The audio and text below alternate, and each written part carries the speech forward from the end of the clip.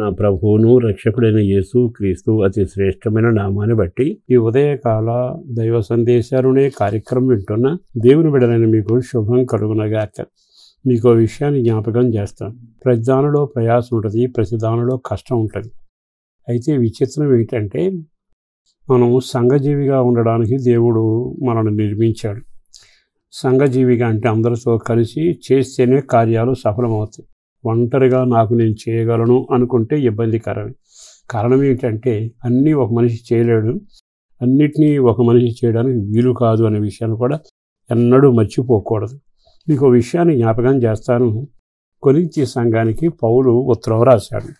ఉత్తరం రాసిన తర్వాత అక్కడ ఒక చక్కని మాట రాశాడు. కొరింథీ మొదటి పత్రిక 3వ అధ్యాయం 8వ వాక్యంలో ఏమని రాశాడు అంటే, విత్తినది ఒకడు, నీరు పోసేది ఒకరు, వృద్ధి చేసేవాడు దేవుడే.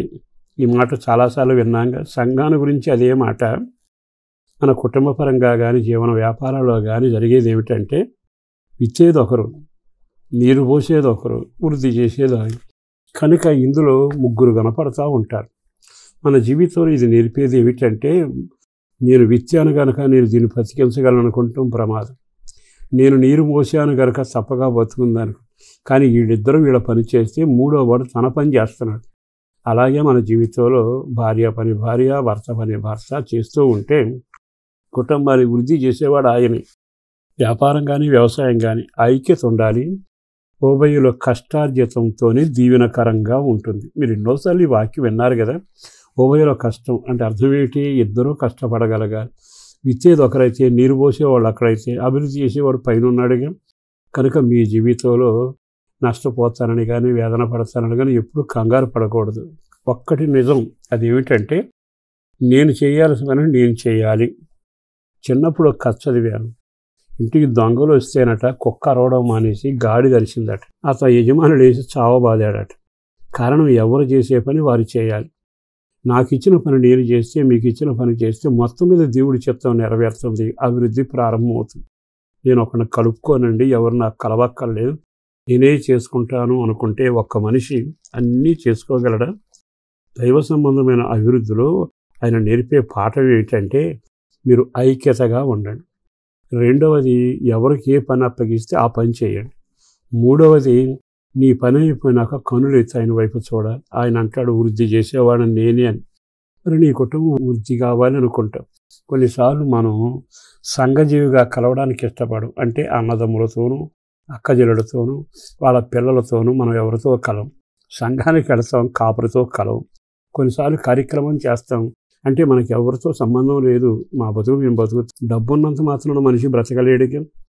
అంటే ప్రతిదానికి దేవుడు ఇన్ని రకాల పనులు భూమి మీద పెడితే వ్యవసాయదారుడు వ్యవసాయ పని చేస్తుంటాడు, ఉద్యోగం చేసేవాడు ఉద్యోగం చేస్తుంటారు. అంటే ఎవరు చేసే పని వాళ్ళు చేస్తేనే అందులో అభివృద్ధి ఉంటుంది. అలా కాకుండా నేను అని అనుకున్నాం అనుకోండి, నష్టపోతాం. ఈ మాట మరొకసారి మీ జ్ఞాపకం చేయడానికి ఓ సేవకుడిగా ఇష్టపడుతుంది. మీ సంఘం వర్ధిల్లాలి అనుకుంటే, మీ కుటుంబం వర్ధిల్లాలి అనుకుంటే, నీ వ్యాపారం వర్ధిల్లాలి అంటే నేనే సమస్య అనుకుంటే ఇబ్బంది పడతారు. కనుక కొంతమందిని కలుపుకోవాలి, కొంతమందికి మనం బాధ్యతలు అప్పగించాలి, కొంతమందిని మనం నమ్మాలి, కొంతమందితో పనిచేయించాలి. ఇవన్నీ జరిగినప్పుడే అభివృద్ధి జరుగుతుంది. కనుక ఈ విషయం దినచర్యలో ఎరిగిన దేవుడు అభివృద్ధి కలుగజేస్తాడనే ఆలోచన కలిగి మనం ఏం చేయాలంటే, నా కుటుంబాన్ని నీవు దీవించయ్యా అని మొరపెట్టండి.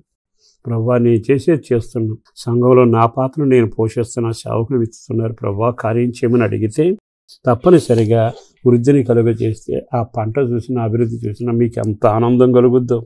అట్టి కృప మీ అందరికీ కలగాలని, అట్టి అభివృద్ధికి దేవుడే నాంది అని ఆయనే జోక్యం చేసుకుని పనిచేసేట్టుగా మీరు చేయాల్సిన పని చేయండి.